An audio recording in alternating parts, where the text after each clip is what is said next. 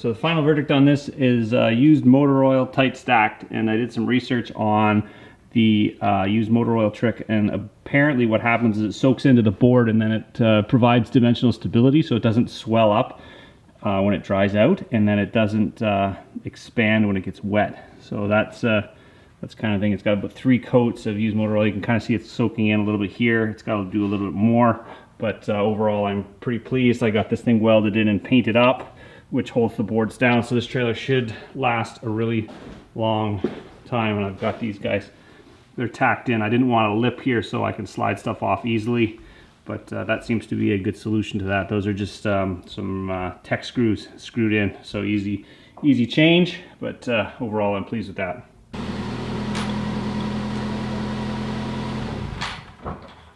All right, it's story time. So over the Christmas break, actually just before the Christmas break, my other vehicle, my wife's car, decided to come to its untimely demise, and it's sort of made me purchase a new vehicle. Rachel's okay, the car not so much. Somebody decided to not stop at a red light and forced me to get a new vehicle. And anybody that's got a new vehicle lately has discovered that new vehicles are terribly expensive, and well, you just don't want to do it. So buying a car under duress is especially not the ideal solution to purchasing a vehicle. So what I'm going to do is actually make this vehicle here work. So over the Christmas holidays, I had some time and I started tinkering with this thing. The story behind this car is it sat in a driveway for 3+ years. So anybody that's ever had something sit, rust never sleeps. So essentially it started to degrade the rotors, the brakes. The brake pads sort of start rusting and seizing up, and there's some other problems, mechanical problems with this vehicle before it was parked, like wheel bearings. So what I did was I changed the brakes, changed the rotors, and discovered that there is indeed a wheel bearing that needs to be changed. So that's what we're going to do today. I've already kind of started. Well, I hadn't already started, but I've already taken this thing apart a number of times. I've changed changed the brakes, changed the rotors. As you can see, they're very nice and shiny. Now all I have to do is figure out how to change a bearing. I've never done that before, so we're just going to learn how to do it, kind of like trial and error. So anyways, I did this all kind of in the driveway over the Christmas break. That is much easier than using a hand wrench. I've got all this, actually all this stuff, most of this stuff is like Princess Auto find. I've got all my mechanical tools, pretty much all that sort of stuff from Princess Auto. But yeah, it's a lot easier when you have the tools.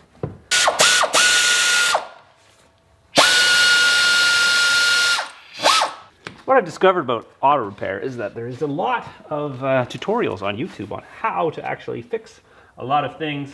And a lot of things, if you have the time, it's figure-outable. So there we go. So that guy, does that come off of there? Why won't it come off now? Maybe I gotta pry it off. There it goes. Toy. Parking brakes on. See, that was way easy. Oh yeah, see? Everything's figure-outable. Actually, I want to wire that guy up. Whatever that thing is, I don't know the right words for these things. That's where that lives, in the spring. See when it's got play like that? When you take your tires off, you ever doing the winter tire changes? You kind of go like this to all your tires, and if they do that, that's pretty definitive. There shouldn't be any play in that. This should come off. And you think it would I just had it off too. Maybe I gotta hit it. There's actually a spot to put some nuts in here, bolts in here. It pushes the caliper or the brake pad. I'll just keep naming words. The rotor will come off the hub. It should just come off. All right, firewood. There we go. That thing's gonna stay there. See, just come off like that. This is what a rotor should look like when it's barely been used. It's very shiny and new. See how much play there's in that? That makes it sound like an airplane. We don't want that. I don't know how you get that thing out of there, but we're gonna find out. All right, so meanwhile, I got Lena over here. Lena, how you doing? Hi. Yeah, you gotta open your mouth nice and wide. People wanna hear what you have to say. So Lena's just chilling by the fire. This is pretty cozy, eh? Pretty, yeah, little location. You got your snacks. Are you learning how to change a wheel bearing? You don't know? I was never taught how to change a wheel bearing, so I figured I'll teach my daughter how to change a wheel bearing in case this ever occurs. Yeah, so she's just chilling. She's watching today. Because, well, I gotta get this thing fixed. Well, the other day I was at Princess Auto and I picked up these things because I thought, you know, they'd be great little dental tools in case you get something stuck in your teeth.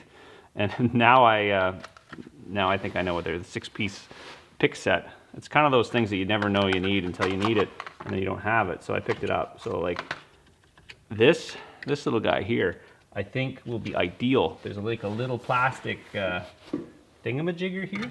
And you kind of push that. Oh yeah, that works perfect. I'm gonna stick it right on my finger, I bet. I don't want to do that. This is not that sharp. Let's see. It's just I think it's the speed sensor. I don't know. Let's just be gone. Oh, look at that. It came out perfectly with the perfect tool. So that's the speed sensor has been disconnected. Okay, so now let's put those away for next time we need them because I tend to lose little guys like that. So we'll just hand it to, here you go, Lena. You can put those back. Lena's shop helper. Shop helper, Lena. Can't see you. Here.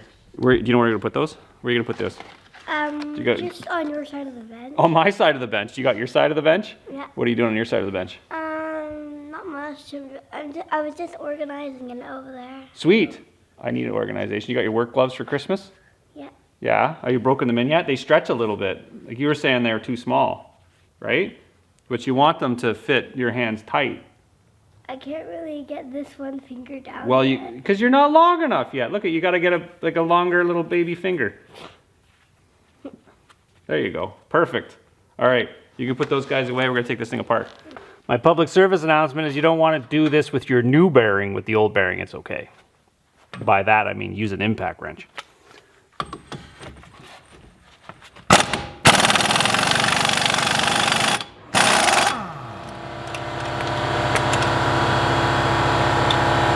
Suddenly appear whenever you are near.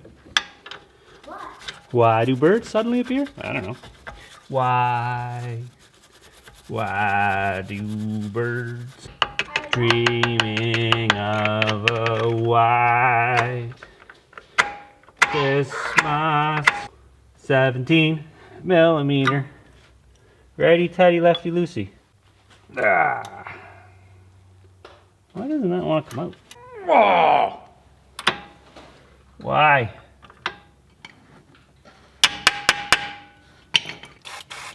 It doesn't take it off, it'll drown it.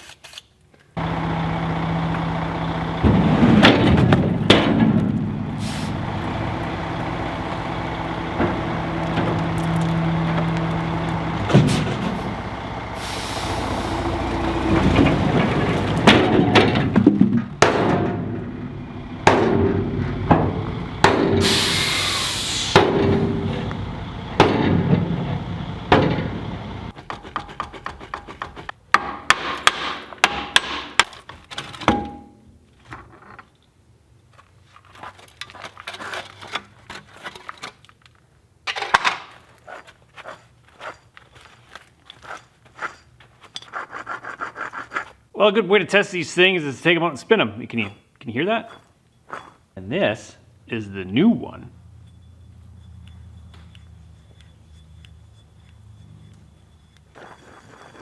Something. That's how you can tell. And what's really cool about it is that it comes in one like part. It's got all the sensors and stuff on it. This one's been around the block, probably 200,000 kilometers on this bearing. This one has none. So that's what's going to go in there. And hopefully that'll stop making this car sound like an airplane, because that's not a cool feature.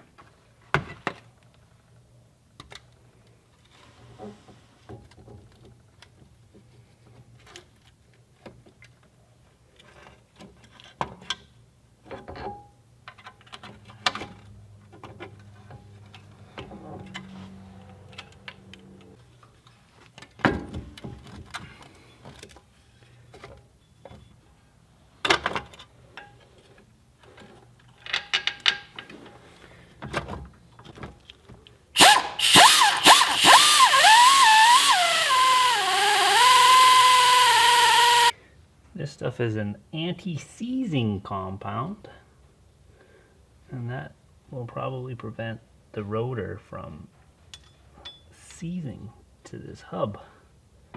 Give that thing a final torque once I have it on. There's a torque value for it.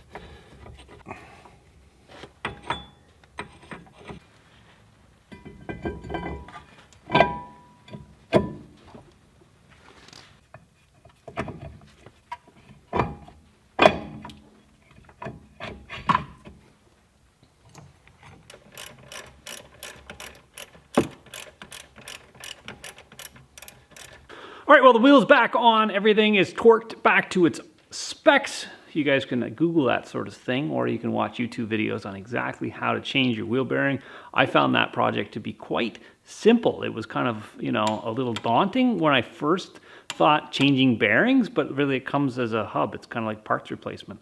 If you can diagnose the problem and then find your part and then have it with you and then take everything apart, that wouldn't take very long at all. And there's going to be somebody out there, but well, you used a lot of tools. Well, in reality, if you were to take this to a mechanic and ask them to change your wheel bearing, they would probably charge you the same cost as it would be to buy the bearing and the tools to do it. So yes, maybe the first time you do a bearing, you're going to pay a little bit more, but at the end of doing your own bearing, you'll own the tools in order to do your next bearing and then some other stuff while you have those tools. So, you know, yes, it does cost a little bit more to do your stuff initially, but once you've got all of your tools in order, you can do each and every following job a little bit cheaper. So anyways, I wouldn't shy away from doing another bearing. That was pretty easy. Now that it actually was easier because I actually took the calipers and the pads and stuff like that off prior to that. And yeah, it was no big deal. There is an added benefit of not having to bring your car anywhere and then wait for it, and then, you know, maybe not having the parts in stock or having to wait for, you know, a technician to be available to do the work. But yeah, I'd recommend doing that. You know, make sure you double check again if it's your first time, because last thing you want is one of your wheels falling off. Anyways, so that's job done, ticked off the list. Let's go on to a next little project. Well, another little side project I'm doing is I installed this last winter, and this is a little diesel heater from Vibor, and I was just kind of testing it out for a little while to see if I really wanted to, like, you know, permanently install it. So, well, it's kind of permanently installed already, so it goes through the hole. I don't want to poke another hole, and but I want it in the warm space, so I want to heat up the warm space. So what I'm going to plan on doing is actually running a ductwork to the other side, so like it can stay out here, and it can also heat the inside. So that's kind of what I'm modifying the heater, and I run a duct. So there's my duct there. And I'm gonna convert this guy back into 4-inch, give me a little bit more flow, and actually have it vent into the other space. I can actually get that done. Should have put that piece on first. I just want to keep it above freezing right now. Like, it's actually warmer in this side of the shop than it is in the other side of the shop, because there's like a wood stove on this side, and the other side I don't really want to do it. So I don't know. I've got a lot of like extra diesel fuel or jet fuel or whatever you want to call it. So yeah, so that's why I'm going to burn it. Some heating oil. So time to time I dig out old oil tanks, and then you have a lot of home heating oil. So as opposed to, like, you know, you might as well use it. If you've got it, you use it. You know, you don't want to store too much of that stuff. So this is a little handy tool to have. If you've ever done duct work, you know, you kind of, at some point you need to make another end on it. And this one you can just walk around the pipe, you crimp it, and it kind of gives you the factory small end in order to hook up your ductwork. Especially if you're making your own ductwork and you need just a shorty piece. I know if you buy this stuff retail, like all these couplings and stuff like that, you end up paying a fortune for it. But if you can get it like a wholesaler, like elbows are like $1. You know, you go to Home Depot and they're like, I don't know, $10. So you can get them for like $1.50, $1.60 for the elbows. Like this reducer's probably like 85 cents or something like that. I always kind of cringe when I see the HVAC guys crushing their elbows at the end of the day, and I asked them why, and they were like, Well, it's because they're not worth anything. I'm like, what do you mean they're not worth anything? Like, I buy them, they're $10. They're like, no. We buy them for like pennies on the dollar. I'm like, what? Even lengths, the lengths of like 4-inch duct or 5 or 6-inch duct, they're like $1.50. It's crazy. If you can get somebody with a wholesale account or even set your own wholesale account at an HVAC supplier, and yeah, you get the deals on the ductwork. It's my frugal tip of the day. Don't buy ductwork retail. You got to find somebody that can get it wholesale. It's cheap. So this guy here, let's do this. Tin foil tape, partially made of razor blades. There. Okay. Going to there, so that, like the Dr. Seuss's noodle, like that. I've got a piece of insulated duct that I've got attached to another piece of insulated duct. That's gonna make me go all the way to the other side. That guy goes there. That's ugly. Oh, pretty strong.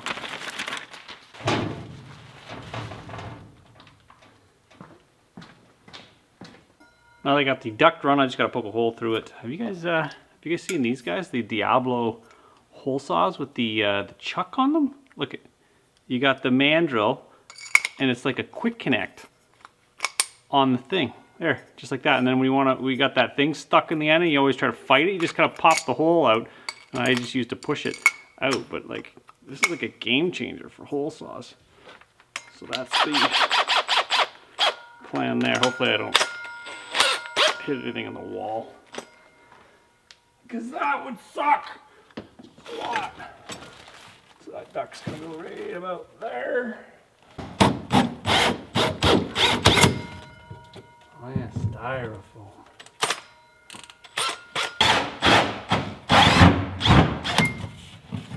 So short of having a little boot on the end of it, what I'm gonna do is actually take it's an aluminum elbow, and I've straightened it. It gives me a nice little piece, because I don't have a 4-inch piece of duct. So I have this laying around, probably from a dryer vent of some kind that I took apart. So what I'm gonna do is I'm cutting little slits in the piece of duct. And what that's gonna allow me to do is actually anchor it on the other side, so it doesn't fall all the way through the wall. And then what I can do at some point is find it's like a Van E system, or like a heat recovery ventilation system duct, and it just kind of slides in there. So the plan with this guy is to kind of, you bend all these guys out like this, and it gives you like a thing to put on your drywall. Then you don't really have to attach it to anything. Just kind of give you a nice little, see? Nice little, a boot. I don't know what these are called. These are called something. So if I just stick that guy through the wall, stick it like this.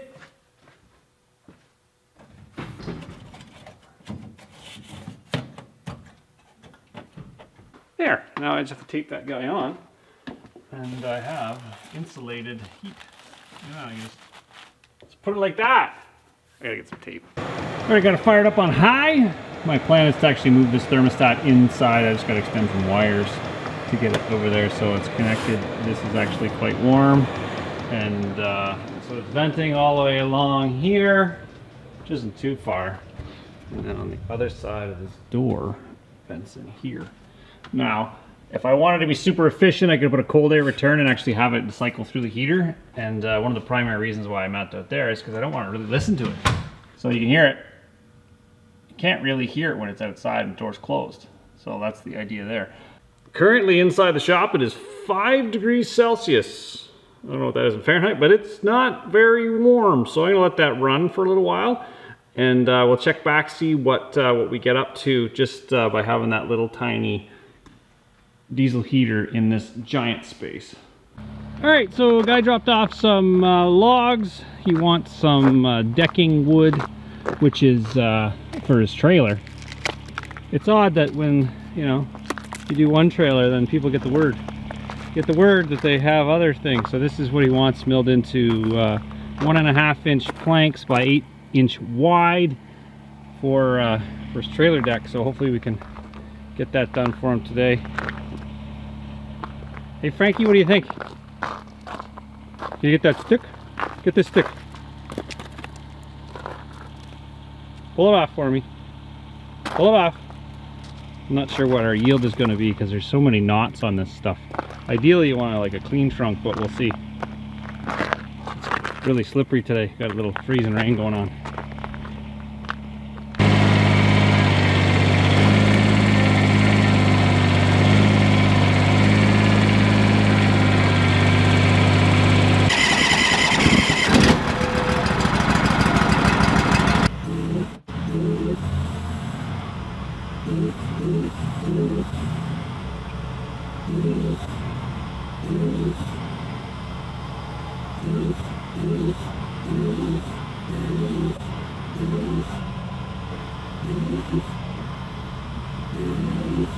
Got some nice wide ones out of that big one, eh? Yeah, there's some monkey on it. Cut it off. That's the problem with the accident for that point was. Yeah, I'm kind of worried about that. All right, we're early January. We're just giving you the pond update. We got the aeration still kicking, and we can kind of see on how we don't have any freezing quite yet. We got a little bit of slush on the edges.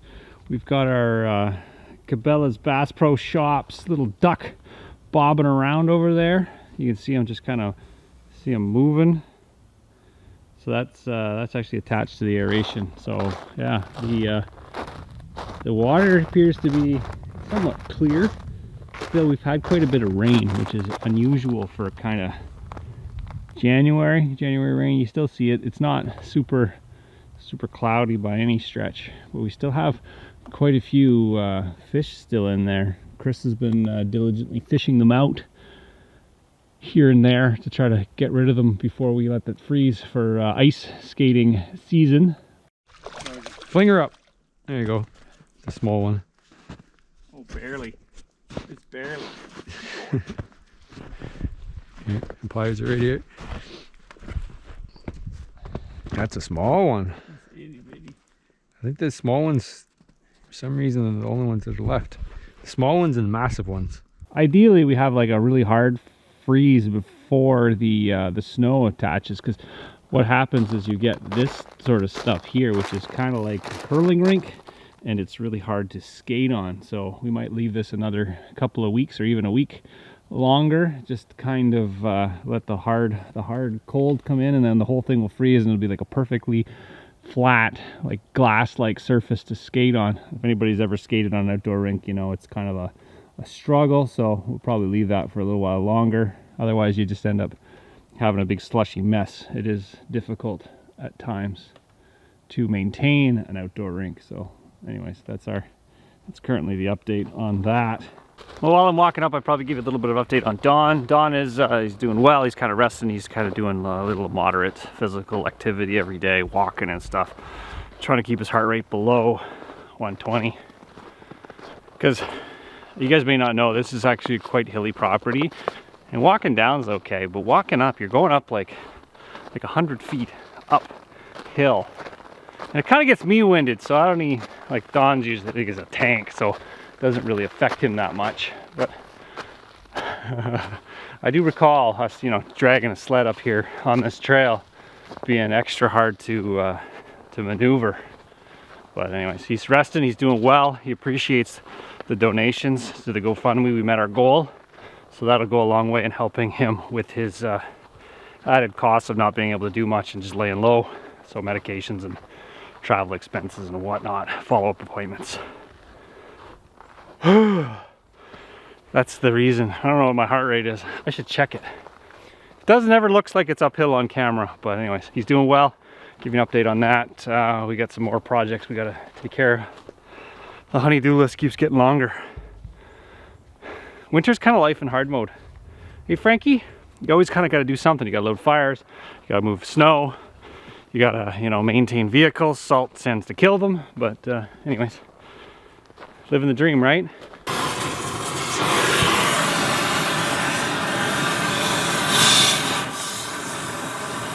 Keep pulling the water out.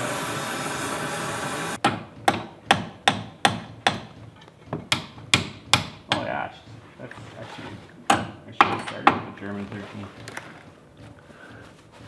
Okay, today I learned. Wait, you don't want to sit with me when the camera's on? Hey.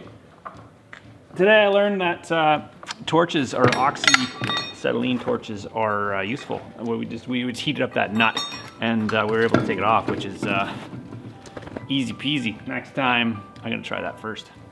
Oh, shiny and new.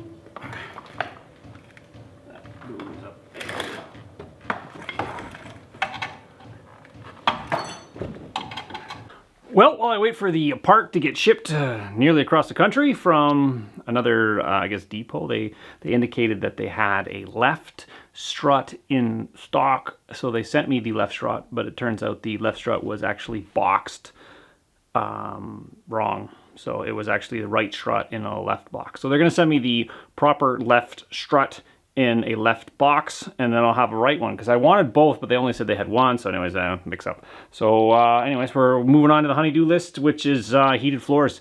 And I figured this is mildly interesting because a lot of people either do electric heated floors. These are not electric. These is actually a hydronic system that that I've actually been working on probably for 10 years or so. And what it entails is a bunch of PEX tubing, and you inlay it into a floor, and then you hook it up to your manifold. That's kind of like a video for another day, the whole entire system, but this is kind of like the prep work. So this mudroom has been in the works for a little bit of time now, and I just kind of need to kind of get the top on it. I guess it's the bottom technically, to get the finished floor surface on. So what I'm working with is this is Ardex Featherlight finish product, and that's going to allow me to fill in the cracks between the pipes between my wood. There is a really expensive way to do this.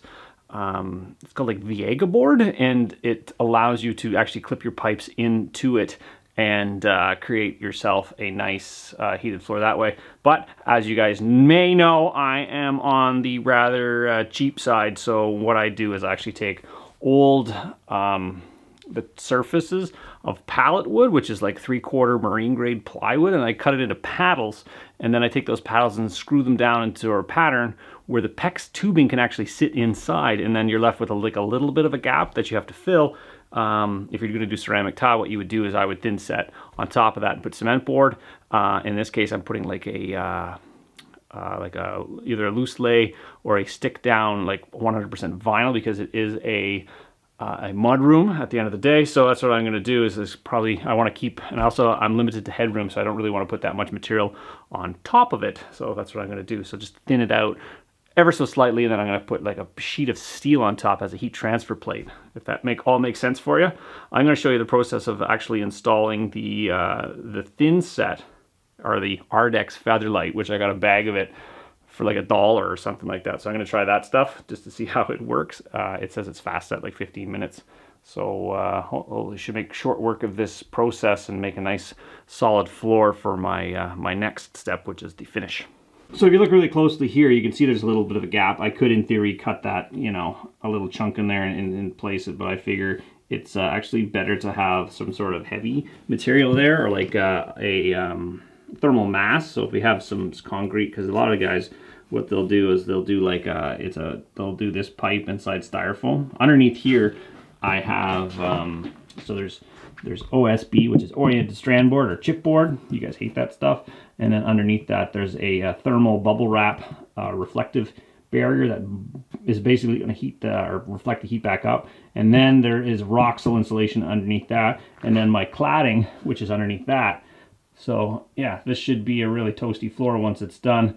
And so yeah, so you can see kind of where it comes in, and then it kind of goes around, all the way around, loops a 6-inch on center.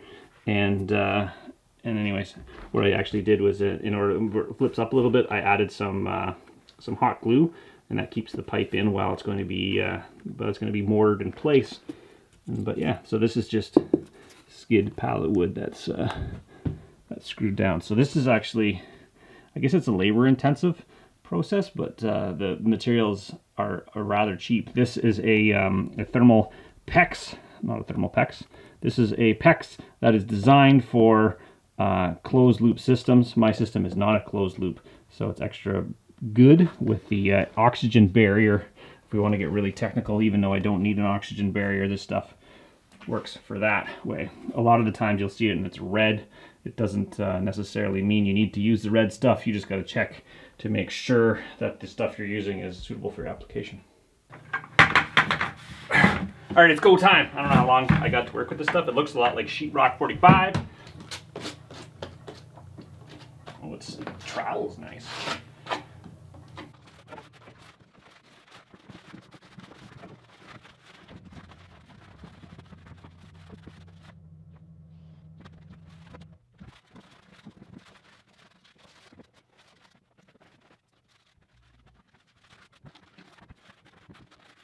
Well, late last night we got the strut and I got it in. It wasn't that difficult to actually get it in, probably like 5 minutes or something. I got the bolts all torqued up.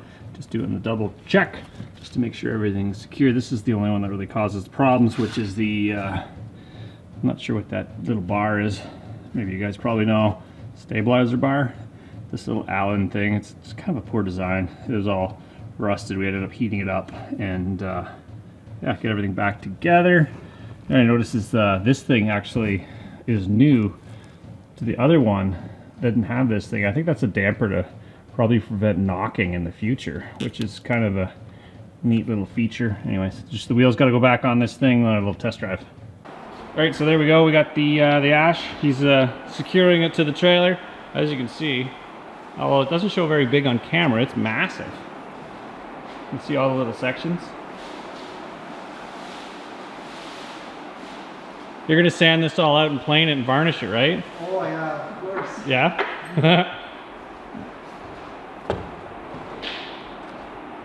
That's solid. He's got these, and the Torx had self-tapping, so they don't gotta poke. So they poke a hole and then they thread that guy in. Those are probably pricey. But yeah, it looks good. Get it all sandblasted. I guess the 14s went right down the center, so I had enough of those, which is good. No joints. What do you think, Lena?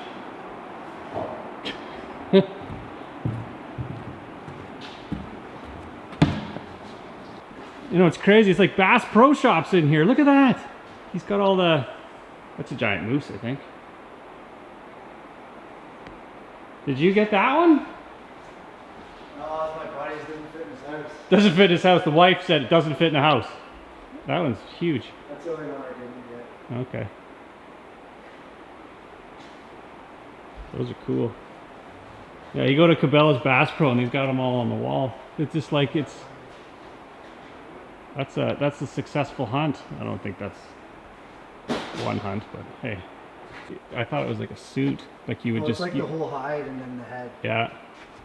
I figured you just put it on like a jacket and you wear it.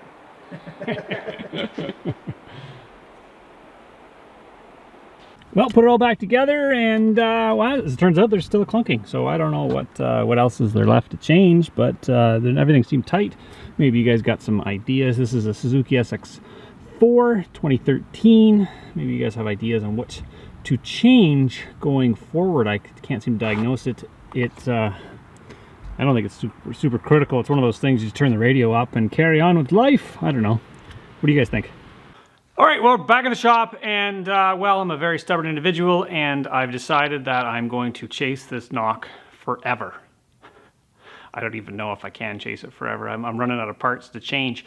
And the parts I did change, I had to change them anyways. The shock with the coil spring was broken. The wheel bearing was broken. With the calipers and the brake rotors, they were also broken and needed to be changed. So anyways, we're at the step now where we really have to diagnose what is wrong. So I just don't want to just change parts willy-nilly. So I ended up picking up this thing actually after the fact because I picked it up from Princess Auto. It's a car stethoscope, and the idea is you can put it on, and anything that makes noise on the end of this stick will tell you. So you can actually hold it up to your caliper or your ball joint and stuff, and it'll show you very weird, like, oh man, it sounds really funny. So anyways, we're not going to do that with this particular thing because I have to actually reproduce the noise, and I figured out a way to reproduce the noise, and I'm going to show it to you right now how to reproduce the noise on this vehicle. And you have to do, it's very specialized, And anyway, so what you have to do is actually put the hood up on the car. And again, this is a very specialized method in order to find the noise. So what you do is you stand on the hood of the car and you go like this. Can you hear that noise? Now, I don't know if you guys can hear that. So some of the noise is coming from the shocks, which is normal, but there's a clunk, clunk, clunk, clunk, clunk, clunk, clunk. But the problem is I can't reproduce that noise when I'm not riding the car. So what I had is my buddy come over, actually Donnie, you remember guys know Donnie from the channel. He came over and we were listening everywhere and we had a really hard time figuring out exactly where it was. And it turned out it's in the passenger side, which it sounded like it was the driver's side, and it's the link, the little sway bar link. It looks like a little, almost like a dog bone that goes from one piece to the other, and there's like a little bushing with a rubber thing in there, and that's where the noise is coming from. We were able to put a bar in there, put a little bit of pressure on it while I was rocking the car back and forth, and the noise stopped. So I'm hoping it's that little tiny piece that goes from that thing to the other. We thought it was a ball joint. We kind of ruled that out. Hopefully, now all we gotta do is change that little link, and hopefully that was the link that caused the clunking sound. Now these are, I guess this isn't a critical part of the car, so it's not like a safety issue, it's more like an irritants issue. You could turn the radio up and get rid of that, but you know what? We have the technology, we might as well do it.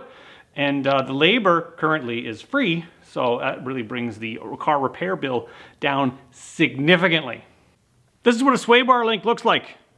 It's got the thing in there and it should move without moving, or should move without clunking. And what's neat about these guys is they don't have that ridiculous little Allen hole in there to do it, and it's got like a actual nut you can hold while you tighten it.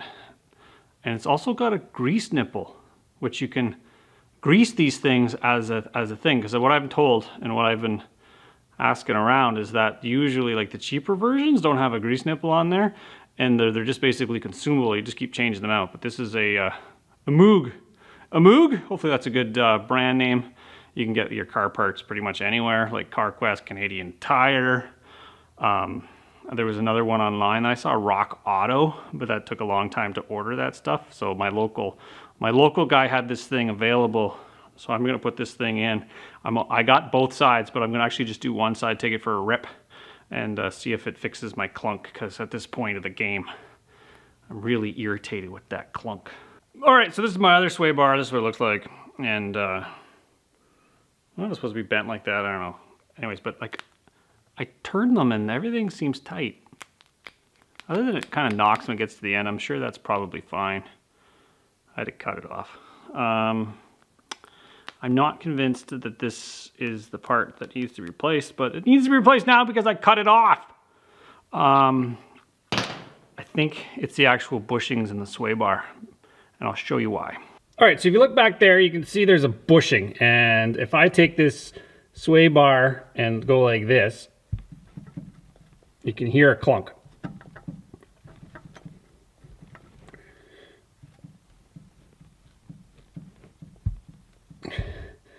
So I'm pretty sure it's that bushing. That part right there needs to be replaced. And I don't know how I didn't hear that with the bar playing with it. Probably because there was enough torque on the actual, like when the car was sitting on it, it wasn't actually making noise, but I'm pretty sure that's the culprit there. Because it does sound like it's coming from the middle of the car. So there's another one on the other side, I believe. Anyways, we're gonna change those two, and hopefully the clunk's gone.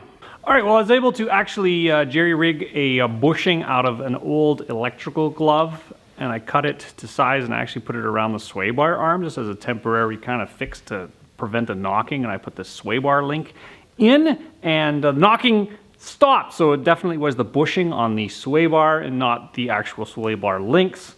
So put that in your hat for next time you need to fix a clunk in your car. Make sure those sway bar link bushings are checked. They're very hard to check because you can't actually make them clunk when everything's put together. So anyways, that's that. No more clunking. I knew you guys were really, excited to hear that, so I didn't want to leave you guys hanging. All right, well, if you guys are stuck around this long, you guys probably want to see what's next. So the other day, I ended up dropping a chimney part on my tractor, and it kind of created a little bit of a dent. I don't know if you can see how big that dent is. A little bit of a dent. You can kind of see where the round part of it is. And I'm going to see if I can actually use this this trick that I saw on how to pull a dent. So let's see if it actually works.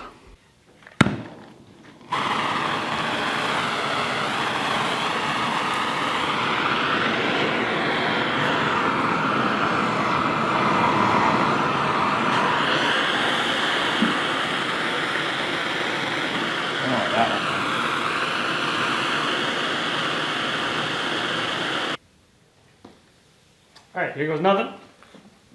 Oh.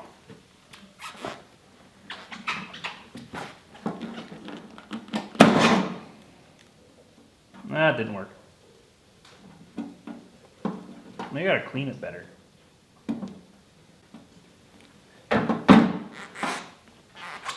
Ah. Ah. Nope.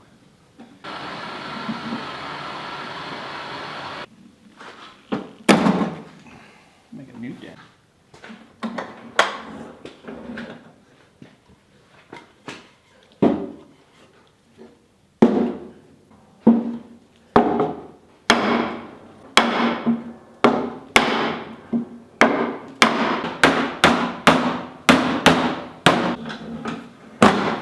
Oh, it's good as new. Look at that. Ribbed for her pleasure. Oh my. Spend the next little while getting the glue off. You know what? Looks like a real tractor now. It's nice and dented. I hear when you put more dents in it, it actually makes it stronger. That's kind of why, you know, the corrugation's in steel roofing. So now it's extra strong. Well, anyways, just I hope you guys enjoyed this one, and join me on the next one.